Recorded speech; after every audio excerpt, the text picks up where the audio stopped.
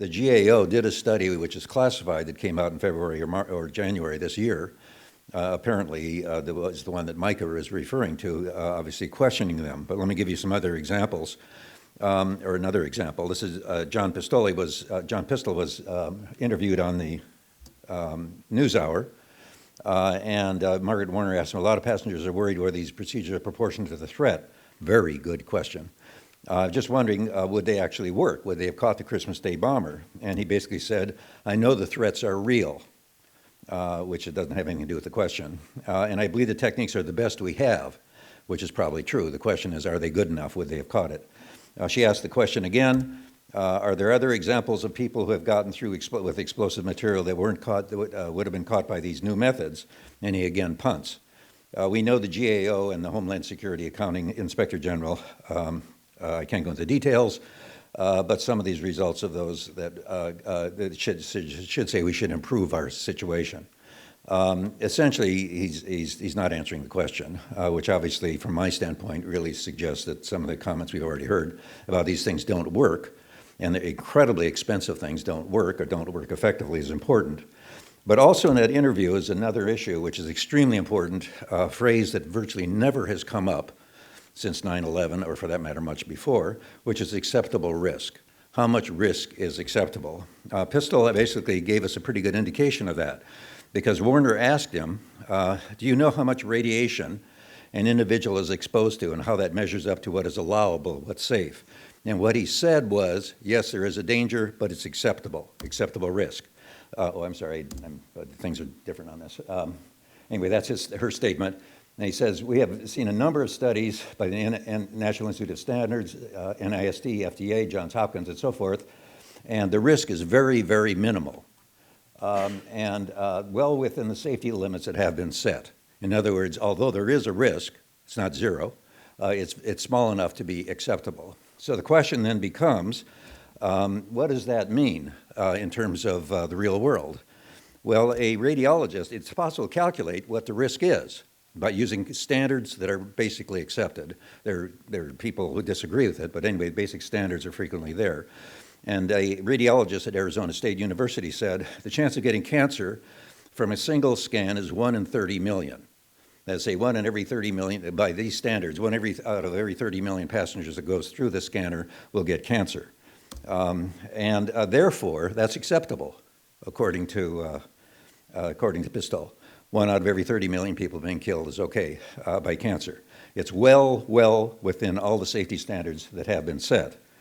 Then Reyes goes one step further, that the recent experience suggests the chance of being on an airliner that is subsequently blown up by a terrorist is about the same, 1 in 30 million. In other words, totally acceptable from the standpoint of the standards that Pistol has already accepted.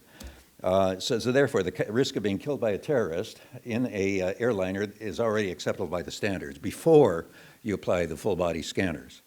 Now, let me indicate that that's basically the way you have to look at it.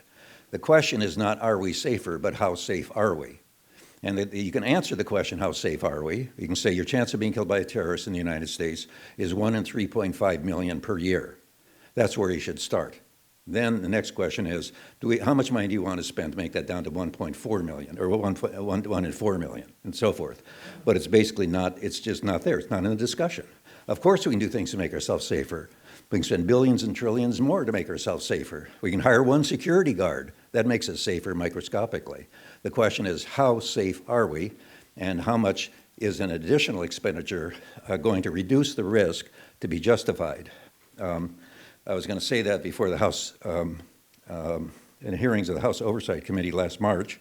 And then they called me up a couple of times and said, are you really going to say your chance of being killed is 1 in 3.5 million per year? And I said what I just said, and then they disinvited me. So Congress has now been preserved and saved. Okay, finally, the question also is, are they cost effective? We've already indicated, all three of us raised doubts about their effectiveness, that they don't work. They don't work effectively. But let's forget that. Let's assume they really do work. Now, so the question is, are they cost effective? That is to say, given their cost, is the reduction of risk worth the money you're spending on them? If they're really cheap, Even if they don't reduce risk very much, they might well be worth it. If they're expensive, questionably. This has been published in a peer-reviewed journal. I have a couple copies along, which is online, the Journal of Homeland Security and Emergency Management. We had 6 peer reviewers for it, so we figure we must be doing something right, or else they got the wrong reviewers. And it's also summarized in a more easier to understand version in the Terror Security and Money book, over 6 pages and so forth. So what I want to do is just sort of go through the way we looked at this. And I think, I won't go into a lot of detail, and I don't have very much time, but what you can get is a basic feel for the way these questions should be evaluated. That doesn't mean that everything we say is right, but everything we say is transparent. Every assumption we make, every place where we get some sort of idea of estimating figures is footnoted. So someone else can go through and say, no, that's wrong, I think it this way, we should emphasize this more, you underestimate that, and so forth. Fine. But it's very clear. It's not classified. Okay. This would be a way of looking at it. First of all, what you have to do is find out what the cost of the body scanner pat-down is. It comes out to be, when fully deployed, and according to DHS, it'll cost about $1.2 billion per year. They could cut that down by not deploying it every place, but then the terrorists obviously can go into airport and say, hey, there isn't one here. Let's get on this plane. So consequently, you really have to have it everywhere, including overseas.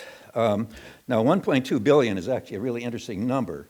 1.2 billion a year is the budget for the entire Los Angeles police force, which has 30,000 employees. Okay, the second thing is, suppose there is, that you have to estimate, is what if there is an airliner blown up? How much will the cost of that be? A RAND study suggests it would be about $15 billion. That would include the aircraft, include the cost of the human beings killed, but also the ancillary effects, people not flying airplanes, people being scared, reduction in GDP or whatever. We estimate it, we put a bigger, higher number than that, about 26 billion. And you might want to argue that it's somewhat higher than that or somewhat lower than that, but that's, it's sort of a range of estimates, and this is sort of in the middle of the range of estimates, though you could certainly argue it's considerably lower than that. The cost of the airliner would only be, a few $1 million. I mean, it's not very much money compared, obviously, to that. And the cost of lives would be significant, but the biggest effect would be on sort of the ancillary side effects. Okay, now, we have to, now getting into the analysis a bit deeper. With that assumption, both of which can be discussed and analyzed, we further assume the following. First of all, there already are security measures in place, as the TSA constantly tells us, totally correctly. And some of them are not designed to prevent this. Some are like dealing with baggage and so forth. But there are various things that you try to have no-fly lists, and you have these various kinds of screening. And we say, we argue that about 10 of these measures before you get on the airplane are designed to catch these guys before they can do anything. Now, what we assume in this is the probability of each of these layers of catching the guy is very small, 1 chance in 10. Only 1 chance in 10 they'll be caught by the intelligence, the FBI, by the no-fly list, by the behavioral detection officers, and so forth. 1 chance in 10 for each of those. So we're assuming, we're biasing things in favor of finding body scanners to be cost-effective. Secondly, there's the onboard issue. Once you get on board, then what are the barriers? Well, we already know there's been 2 efforts: the shoe bomber and the underwear bomber. And in both cases, what happened was they were caught by the passengers. And so the probability, but we're assuming now that instead of essentially 100% they'll be caught by the passengers, that they will be, there's only a 50-50 chance that they'll be caught by passengers. They're lighting themselves on fire, and somehow they're able to do that without anybody stopping them. 50-50 chance of only of them stopping them. So we think that's biasing very much, the probability would probably be much higher than 50%. Okay, the chance then of, there's also a layer which the TSA doesn't use, which is the incompetence of the terrorists. Detonating the bomb, even if you're not interfered with by passengers, is really very difficult because you have to use detectors that are not metallic because you can't get them through the metal detector, which was there before 9/11. So setting this stuff off is not easy. And nobody's been able to do it so far, essentially, in the United States, or in these 2 planes coming to the United States. We're assuming that nonetheless that 75% chance of actually setting off this very difficult bomb. And then finally, it does not follow that because a bomb goes off in an airliner, that the airliner goes down. There have been cases where the whole back, doors flew out of airplanes and they still landed. There's one case where a huge hole opened up in an airplane over the Pacific. The pressure was such that it sucked several passengers and their seats out, but the plane still landed, went back to Japan and landed. There was just two years ago, the fuselage opened up on a Southwest airline. People saw blue sky, the cockpit, the cabin depressurized, but the plane still landed. There was no harm. So it doesn't follow because you blow something up, set off a bomb that's going to actually down the airliner. The tests on both the underwear bomber and on the shoe bomber are that if the bombs had gone off, there's a good chance it would not have downed the airliner. It would have caused a problem. Could have killed some people, obviously, right next to it, passengers, but it would not have downed. It might very well not have downed the airliner. So summarizing, if we put this together, our estimates are that the chance that the attack will fail due to these things is 90%, 90.2%. This is due to the existing security measures. It's due to the terrorist, which is not the first of the two bullets under which we further assume, the onboard and pre-board. That's the first thing, existing security measures. Then the incompetence, and then also the difficulties of setting off a bomb that will be sufficiently big to blow up the airliner. Okay, then what we finally assume, and we got various reasons for why we come to this conclusion, okay, let's assume that the body scanner, a pat-down, reduces risk almost completely. The reduction of risk is now 90%. We've reduced, instead of 100% of chance of blowing it up, it's only 10% or 9.8%.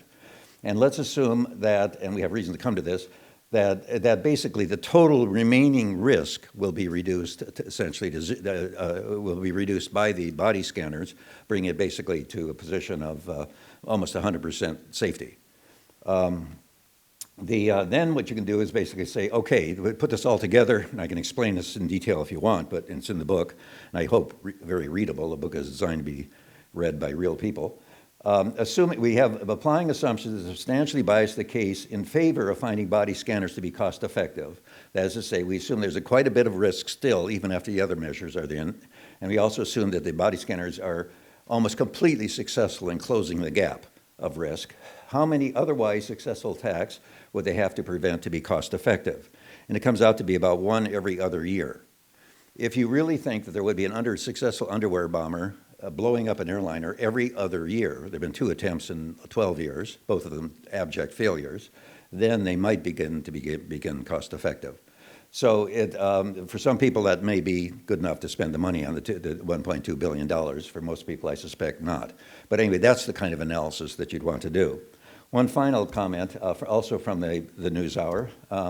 Margaret Warner asked him, but these new methods can't catch something hidden in a body cavity equals rectum, incidentally.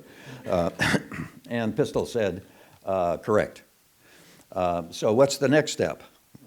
Well, I made a quick calculation of how many the cost of latex gloves, exam gloves from Amazon, for 1 billion passengers, which is more or less where the passenger thing is now, either in the United States or overseas. And it comes to about $500 million per year. You could probably get them cheaper. However, if you do go into the latex glove situation, it will be absolutely completely successful at stopping attacks on airliners because they will, no one will fly anymore. The airliners will be completely grounded and will all finally be completely safe. Okay, thanks.